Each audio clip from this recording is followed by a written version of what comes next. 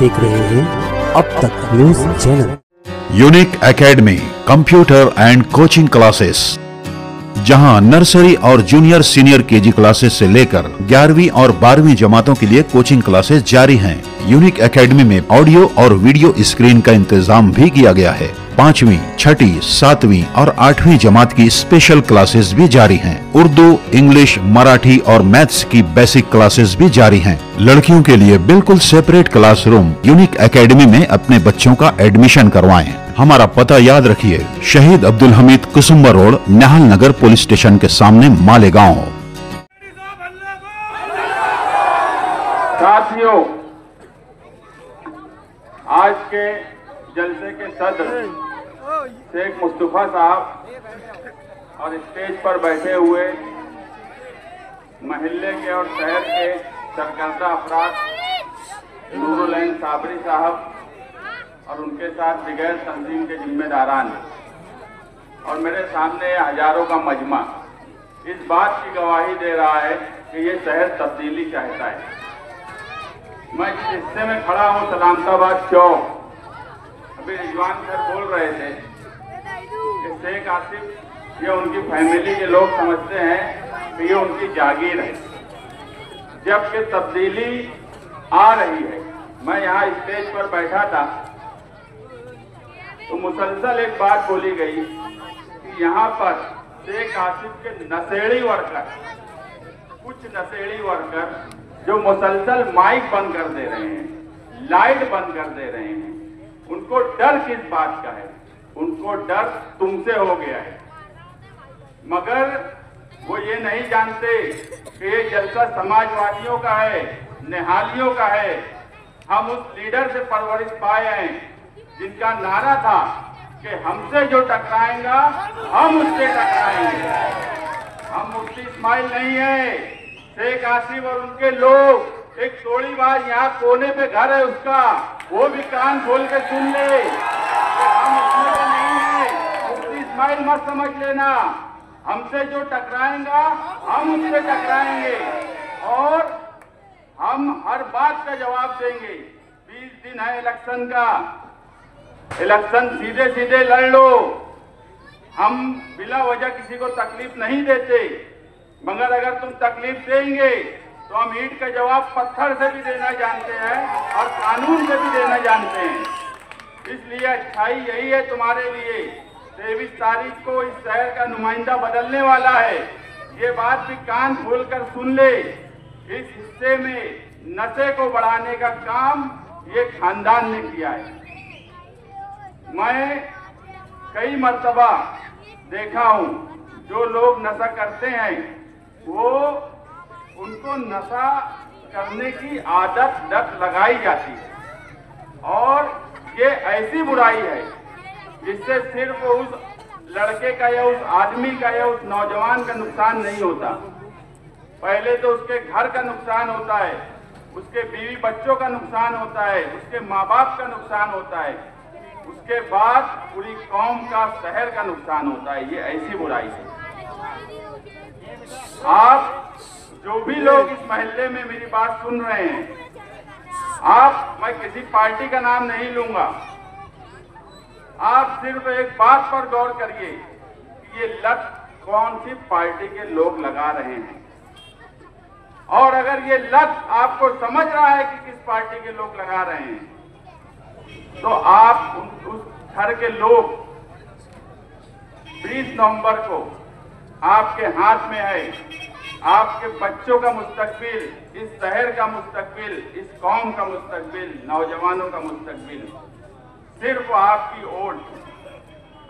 Vote cycle निशान पर इतनी भरपूर दो कि शेख आसिफ और उनके जो घर के लोग जो नशे की आदत लोगों को लगाते हैं वो घर बैठ जाएं।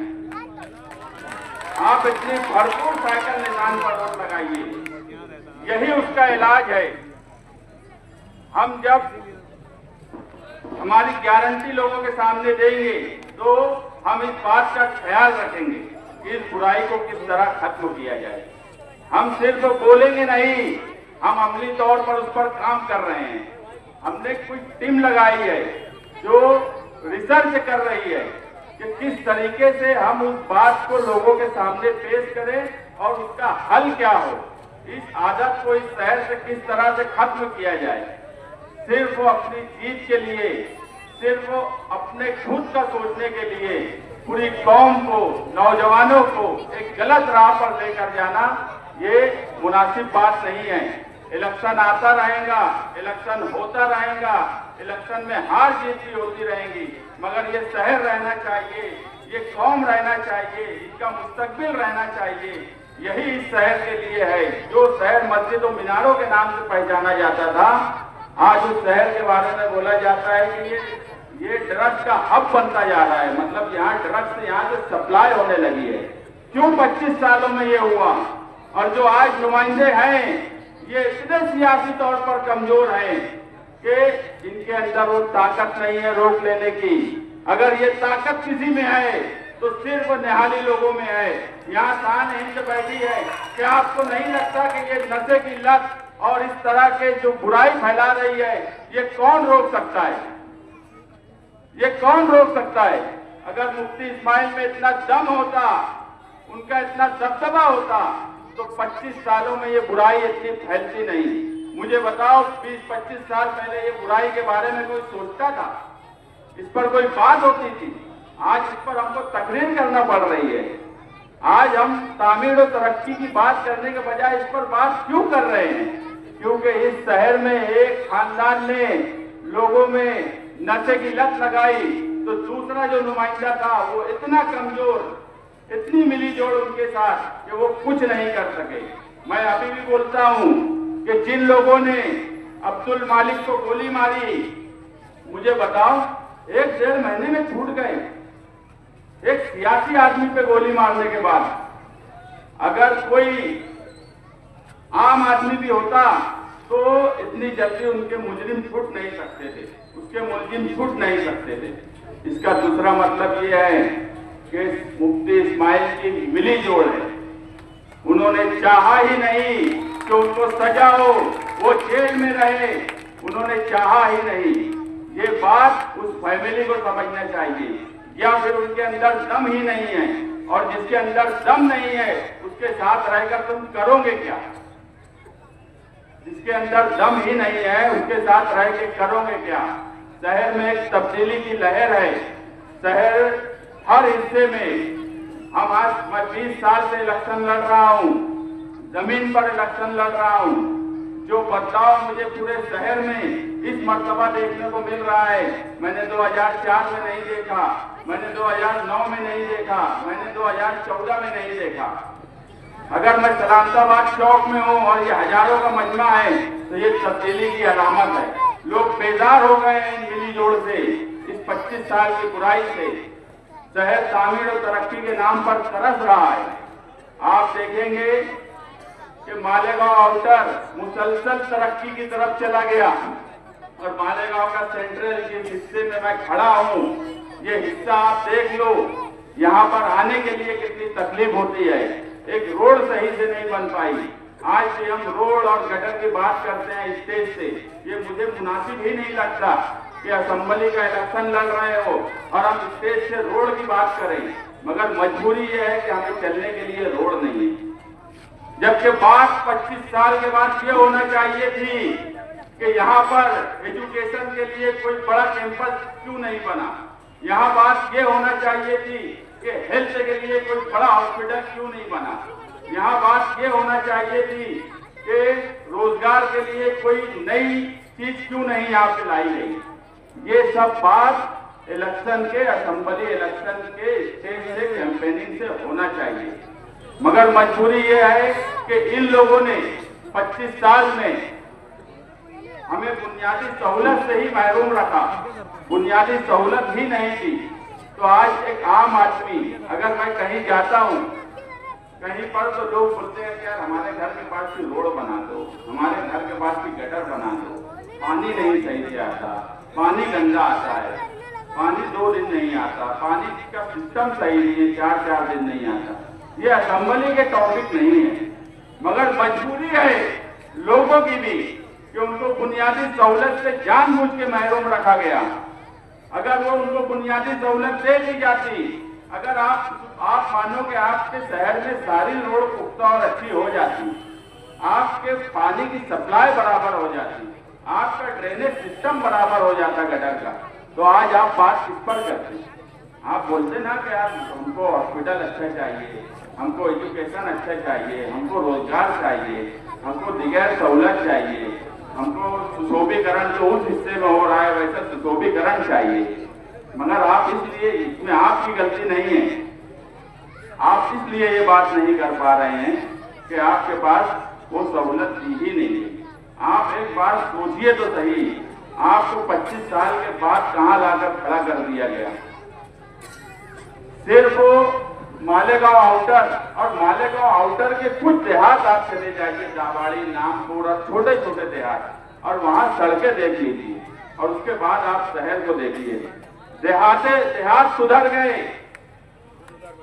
मगर हमारा शहर सुधरना तो छोड़ो और खराब से खराब तर होता चला जा रहा है। आप एक बार सोचिए तो सही कि हम कहां पर आ गए हैं। हम तामीर और तरक्की पर बात नहीं कर पा रहे हैं। ये आप लोगों को सोचना पड़ेगा, आप लोगों को आपकी फैमिली, आपके बच्चों के मुस्तकबिल के लिए सोचना पड़ेगा। ये सिर्फ मेरा या यहाँ बैठे हुए अशरफ कुरैशी, तौसीफ वकील, इनका सवाल नहीं है। हमारे अभी यहाँ जावेद मास्टर बैठे हैं, उनका भी अभी इस्तेकबाल साया निशान होगा। ये सिर्फ उनके सोचने का सवाल नहीं है, यहाँ बैठे हुए हर फर्द के लिए सोचने का सवाल है। जहाँ तक मेरी आवाज जा रही है वहां तक सोचने का सवाल है। मुझे ये भी पता है कि दूर के हिस्से में माइक के वायर निकाल दिए गए हैं, ये हमारी आवाज दबाना चाहते हैं, मगर मुझे यकीन है कि यहाँ से उठने के बाद यहाँ पर बैठा हुआ हर शख्स हमारी आवाज होगा। अगर ये माइक के कुछ वायर निकाल देंगे तो ये ना समझे कि हम वहां तक हमारी आवाज नहीं पहुंच पाएंगे। जहां तक भी हमारी आवाज पहुंच रही है, मेरी माए बहनें घरों में बैठी है, वो सोचे कि उनके घर का मुस्तकबिल क्या होगा, उनके बच्चों का मुस्तकबिल क्या होगा। लेकिन बड़े अफसोस के साथ मुझे कहना पड़ता है कि इस शहर की हालत बद से बदतर हो गई है और हम सबको अब सोचने की जरूरत है। आज गरीब आदमी कितना परेशान है, अमीर आदमी भी परेशान है। हम हमारे टैक्स का 70% कारपोरेशन को देते हैं। ये इलेक्शन कारपोरेशन का नहीं है, असेंबली का है। मगर अगर कारपोरेशन को 70% टैक्स देने के बाद दादा भूसे कारपोरेशन का मेंबर नहीं है, दादा भूसे असेंबली का मेंबर है, उसके बाद अगर वो फंड उस तरफ लेकर चला गया, तुम्हारी सारी सहूलियत उस तरफ लेकर चला गया, यहां तक कि तुम्हारे मालेगांव सेंट्रल में एक नेशनलाइज बैंक उसने रहने नहीं दिया, तो ये वो कारपोरेशन का मेंबर नहीं था। अगर आपने 20 तारीख को शान हिंद साइकिल निशान पर भरपूर वोट दिया, तो हम आपसे एक वादा करते हैं कि मालेगांव सेंट्रल का हक हम आपको दिलाकर रहेंगे। यहाँ का 70% का हिस्सा जो है उसको 80% कैसे करें वो भी हम करेंगे, और 80% इसलिए करेंगे कि 25 साल से जो नाइंसाफी हो रही है, पिछले 10 साल से हमारा जो बजट उस हिस्से में गया है, अब तो सूद के साथ वसूली भी होगी। अब सिर्फ जो है वही नहीं लेंगे, अब सिर्फ जो है वही नहीं लेंगे, अब सूद के साथ वसूली होगी। जो गया है वो भी वसूल के लाएंगे, जो है वो तो उनके पास नहीं लेके जा पाएंगे। मुफ्ती इस्माइल मत समझना कमजोर और बिल्कुल कमजोर और जिसको कुछ भी सियासी समझ नहीं है, ऐसा मत समझना। आपकी होने वाली एमएलए इस शहर में सबसे ज्यादा पढ़ी लिखी है, निहाल अहमद का खून है उसके अंदर, दम भी है और समझ भी है और सब कुछ है उसके अंदर। मुफ्ती इस्माइल के इतना कमजोर मत समझना कि कुछ लेकर चले गए तो वापस नहीं ला सकते। जो है वो भी रहेगा, जो लेकर गए हैं वो भी लेकर आएंगे। इतना दम अगर किसी में है तो वो निहाली लोगों में ही है, और ये शहर जानता है कि आज जो लोगों ने ये हरकत यहाँ पे की है, मैं बार बार वो बात बोल रहा हूँ कि हमारी आवाज दबाने के लिए जो हरकत की है वो कान खोलकर सुन ले। इस शहर में अगर शिवाजी मुजस्समे के पास हिंदू तंजीमें आकर ये बोली कि माँ का दूध पिया है तो आके बताओ, तो वो कोई मुस्तकिम डिग्निटी को नहीं बोले थे। यहाँ बैठा हुआ हर शख्स वो एक मुसलमान होने के नाते बोला गया था और दम बताया था हमने। और पुलिस को बोला था 2 डंडे सालों को मारना सिद्ध हो जाएंगे, 2 दिन के बाद 4 डंडे मारे गए, 4 डंडे। ये भी दम हमें ही है। जब एक वक्त बड़ा भीमा गौली का मामला चलता था कि बहुत तकलीफ देते थे, तो जनता जान निसार फोर्स बनी थी और सबक सिखाए थे। अरे हमने तो हमेशा फिरका परस्तों से लड़ा है, कितना भी बड़ा गुंडा फिरका परस्तों का रहा उससे लड़ा है। तुम ये क्या माइक से वायर निकाल देते, ये छिछोरी हरकत है, बिल्कुल छिछोरी हरकत है। ये दमदार चीज नहीं है। इतनी छिछोरी हरकत आसिफ शेख करेगा मुझे यकीन नहीं था। मैं आने से पहले मेरे जहन में दूसरी बातें थी, मगर जब मैं आया कि एक आदमी इतने छिछोरेपन पे उतर आया है तो सलाह करा क्या जाए। अब आपको करना है, इनको सबक सिखाना है और इस नारे के साथ सिखाना है कि हमसे जो टकराएगा हम उससे टकराएंगे। एक बार मेरे साथ ये नारा पूरे दम से लगा दो, जो लोग ये हरकत कर रहे हैं उनके कान तक ये बात जाए। और मैं जो बोला, ये दो जो लोग हैं ना, ये दाढ़ी वाला जो वहां कोने पे घर है जिसका, उसके घर तक आवाज जाना चाहिए, तेज नारा लगना चाहिए। हमसे जो टकराएगा, हमसे जो टकराएगा, हमसे जो टकराएगा। बहुत बहुत शुक्रिया, बहुत बहुत शुक्रिया, बहुत बहुत शुक्रिया, बहुत शुक्रिया। मुबारकबाद।